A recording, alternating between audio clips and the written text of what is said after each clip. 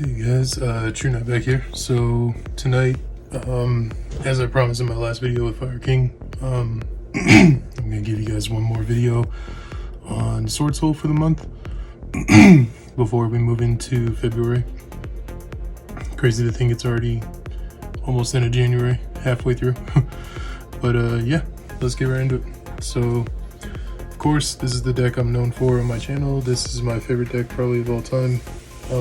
Started out playing Noble Knight, moved into Satellar, moved into Necroz, played Metal Foe, and then left the game for a while and came back, and this is the deck I've been playing since I came back about 3 years ago. So funny enough, I picked this up from Brendan Beckman, the owner of Ghost Gaming in Denver, Colorado, and never let it go.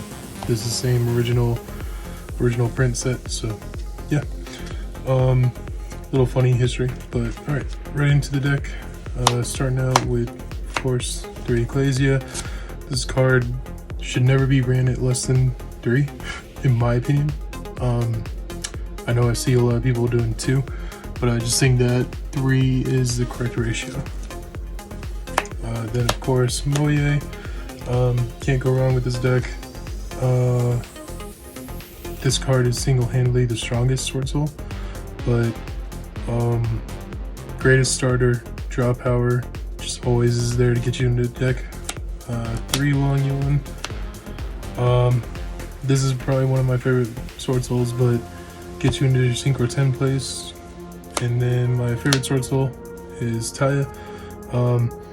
This wins games by itself just because it can go off on its own, so never let this doubt that card.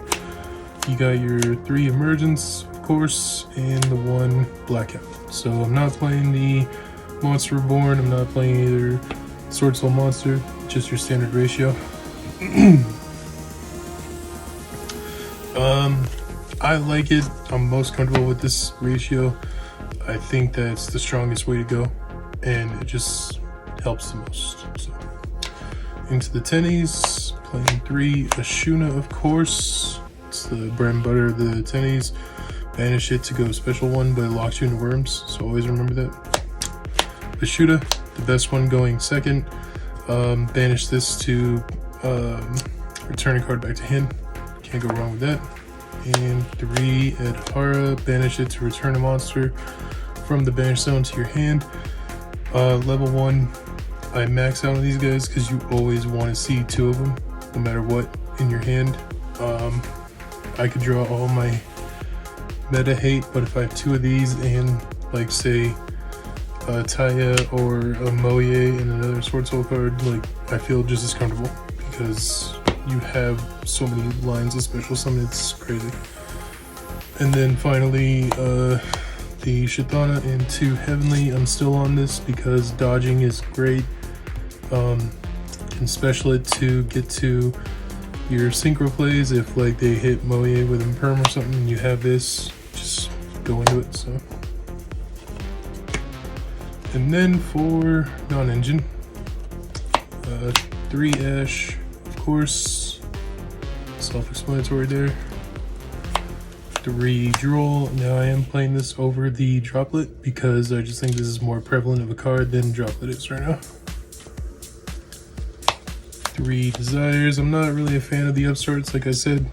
I think having this at 3 just really facilitates the deck even more and just makes it even more powerful. So I'd rather have it draw 2 than draw 1 and give my opponent 11 life. 2 Tactics, because of course it's my favorite card in the game. And 3 Imperm. Not much to say about the deck. It's just very consistent heavy. Very strong in my opinion. I think that the ratios are good for it right now. Wouldn't really change anything. So just a solid build together. Now for extra deck, 2 Monk, of course, and the 1 Shaman. I don't think you can go wrong with this ratio, especially the amount of tennies you play. These just kind of help you facilitate plays even more. Playing the 1 SP, of course. 1 Berserker. Again, it's just standard. For Yang Zings, I'm playing the Yazi, 2 Baxia, and Chao Fang still, just because Baron is still a thing in the side deck, and you always gotta be cognizant of that. Probably the best card in the extra deck right now, and don't sleep on this card, it's insane.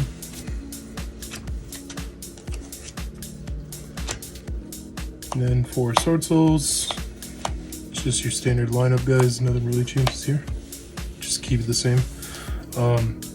This deck does really good at what it does, so don't change it. And then a Baron, of course. And last but not least, I do play Starslayer just because it's such a nutty card for right now in this format. Can't go wrong with it. So, side deck, there's not really a whole lot to say. It's very standard, very usual. You'll be seeing a lot of this in the side decks.